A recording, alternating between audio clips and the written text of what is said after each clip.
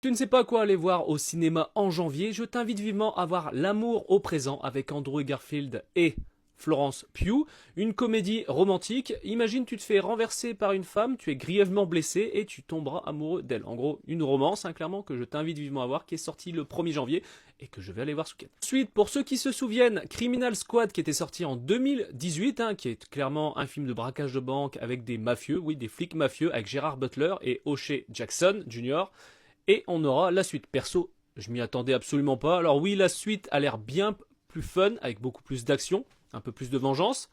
À voir ce que ça va donner clairement. Alors le 1 était très bien, mais de là à faire une suite, nous verrons bien. Fan de loup-garou, là c'est sûr que vous allez aller voir ce film. Wolfman qui sortira le 15 janvier au cinéma. Fait par Blumhouse. Blumhouse, tu connais à force, qui est spécialisé quand même dans tout ce qui est film d'horreur. Au vu de la bande-annonce, ça a l'air vraiment pas mal du tout, et j'ai hâte de voir ce film. Et pour finir, un acteur que j'adore énormément, Vol à haut risque avec Mark Wahlberg, qui sortira le 22 janvier au cinéma. C'est un thriller aventure, et clairement, regarde la bande-annonce.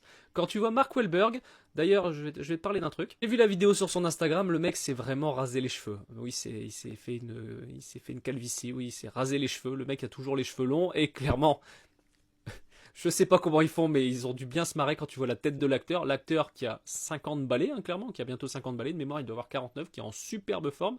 Un acteur que j'adore, et je te ferai bien sûr ma critique de tous les films que je t'ai dit juste avant.